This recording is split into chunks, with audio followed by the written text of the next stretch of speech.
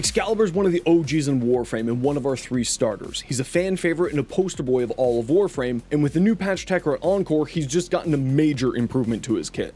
While it may not have seemed like a massive change at first glance, the Exalted rework and buffs that he got has really made an impact, and the build that I have here just puts out a disgusting amount of damage over an insane area and missions. Before we get into the build, let's go over to the changes that brought Excalibur back into the limelight. First up, like all Exalted weapons, his Exalted blade can now have arcanes on it, meaning that we can take advantage of some of these incredible items to really boost up his damage, like melee influence, exposure, or duplicate. I know, a lot of you are sick of melee influence, but sit tight, you'll see why this is crazy on him specifically. Well, actually, it's insane on all melee Exalted weapons right now, so expect to see it in a lot of other videos. Another change is mods that we weren't able to put onto Exalted weapons like Blood Rush and Weeping Wounds can now be used, which was a big reason that this class of weapon in Warframe wasn't really able to keep up in the current sandbox of the game. Probably the biggest quality of life change for him is his wave blades that Exalted Blade shoots out when you melee will now give you combo counter and activate those arcanes, so we can actually properly take advantage of those mods which are dependent on our combo counter. Slash Dash will now be using the mods on our Exalted Blade rather than previously where it was using the mods on our melee weapon,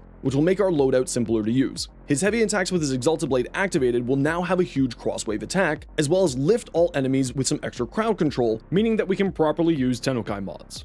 Oh, and Exalted weapon stances now actually give us mod capacity, which the fact that they never did was always kinda mind-boggling.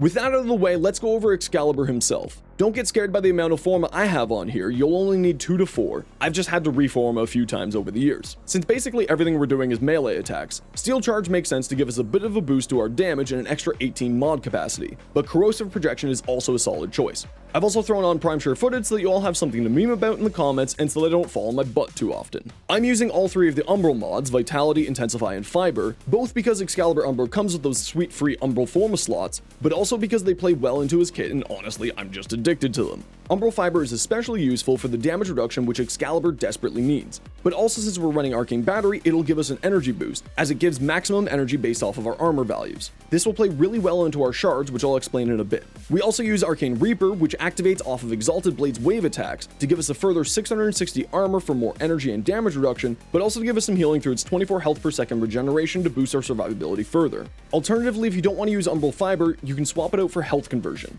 as it will give us 1350 armor to play into Arcane Battery, which will also free up an Arcane slot since we won't need Arcane Reaper for the armor anymore, so you can throw on an Arcane Fury for more damage or Arcane Energize for more energy. Since Exalted Blade is a channeled ability, both duration and efficiency will reduce the energy per second drain of it, and since we're using Furious Javelin, which will increase our damage significantly, and Kullervo's Wrathful Advance, the duration boost from Prime Continuity really just helps out a ton. Furious Javelin is great but finicky. It's really strong, giving us a multiplicative boost to our damage. However, it's contingent on how many enemies are within range of us when we cast it, and if you recast it, it'll override the previous buff, which means that if there's less enemies in range than what you had on the previous cast, you'll get less damage out of it. That makes a lot of people not a big fan of the augment, which I don't blame them at all, as it also animation locks us, leaving us open to dying. So if you don't like the sound of that risk versus reward, just swap this out for another duration mod like Narrow-Minded or Augur Message. We also have Blind Rage for some extra strength to improve Exalted Blade's damage and our buffs, which all scale with strength. Even with its loss to efficiency, I find that it's worth it and we can manage our energy well with our shard choices combined with the companion with Synth Deconstruct to generate health orbs and Duplex Bond to generate energy orbs.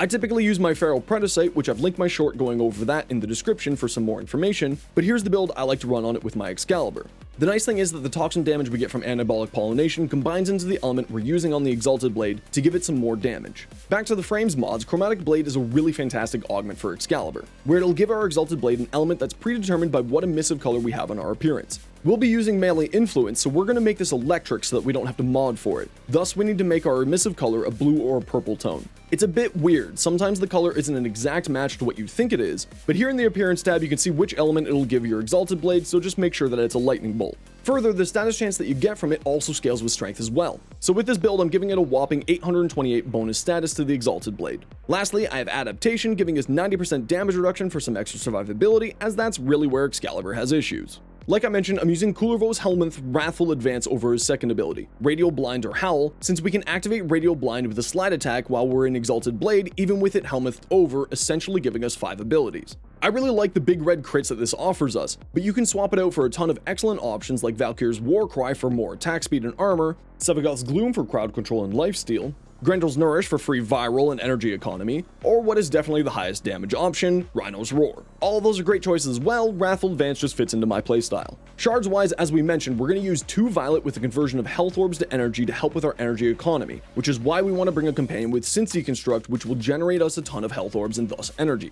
I'm using 2 more Violet Shards for the boost to our critical multiplier, since we'll have over 500 maximum energy with Umbral Fiber and Arcane Reaper with Arcane Battery. The extra critical multiplier is absolutely fantastic with Wrathful Advance. I've also thrown on Yellow Shard for more cast speed to help out with the issue that we mentioned with Furious Javelin. But if you're wanting to use a different Helminth option, I'd probably swap out the critical Violet Shards for Duration Shards to help keep our buffs up. I've also included a separate Exalted Blade build here in the video for those other Helminth options, but the base Warframe build and Arcane choices basically stays the same either way. Now onto the Exalted Blade. Again, I've had to reforma over the years. This build will need about 6 forma. We have our base stance, because that's our only option, and our Tenukai of choice. I'm using Dreamer's Wrath because I like the extra critical damage that plays well into the critical status hybrid that we're leaning into, and will also increase the likelihood of activating Tenukai, but use whatever one makes the most sense for your playstyle. I found that Prime Pressure Point tends to work best with this build for our base damage, but due to the amount of status effects we're putting out with Weeping Wounds and the bonus status chance from Chromatic Blade, you can easily swap in Condition Overload as well if that's more to your liking. Since Wrathful Advance is doing the heavy lifting for our critical chance, we're using Galvanized Steel to really drive those into some silly levels, and to also boost our critical damage with its on-kill effect. Since we're getting Electric from our Chromatic Blade augment, we don't need to mod for that on the weapon to get melee influence going. And I found that Gaseous does a ton of work with this combination, basically making the whole tile set a giant gas cloud of pure destruction and constantly chaining electric effects, especially with Galvanized Elementalists boosting that damage even further and giving us a bit more status chance. And in case it wasn't clear, we're getting gas from the combination of Volcanic Edge and Prime Fever Strike.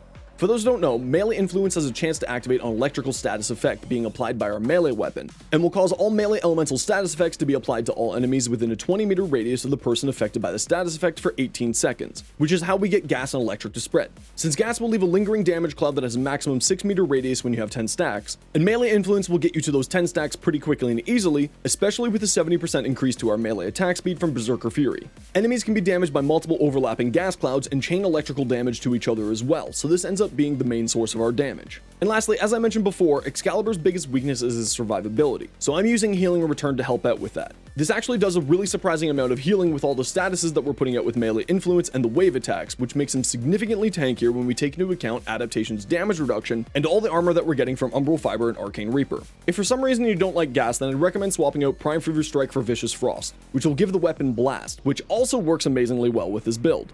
If you do go that route, then I recommend to not use the Pharaoh Predacite, and instead go for a Helminth Charger or Sunika Kubro, whose builds are here on the screen for you to grab. As I mentioned, here's the alternate build for Exalted Blade if you're wanting to go for a different Helminth option. Since we don't have Wrathful Advance to drive our crits, we're using Sacrificial Steel and Blood Rush to get those going. This build will probably need less formos, so keep that in mind as well if you're worried about that.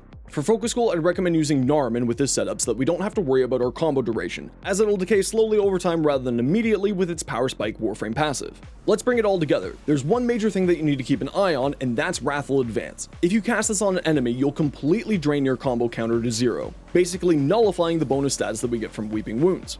So I'd recommend to go into your options and swap its tap hold function to be inverted for Colorvo, as that'll make the Helminth version also inverted. So when you tap, you'll teleport rather than attempt to attack somebody. Just to be sure, as you may have noticed from the gameplay, I'll even look at the wall or floor just so I don't accidentally use it on an enemy. Other than that, keep it as active as possible, and activate Radial Javelin when needed to increase our damage through Furious Javelin, making sure to cast it when there's a large group of enemies nearby to maximize its effectiveness, and just swing away with the Exalted Blade. I tend to use Slash Dash as an emergency and vulnerability panic button. Since it now uses the mods on our Exalted Blade, it'll also heal us through Healing Return, and also still activate melee influence and shoot out wave attacks when we have our Exalted Blade active at the same time for damage and status spreading.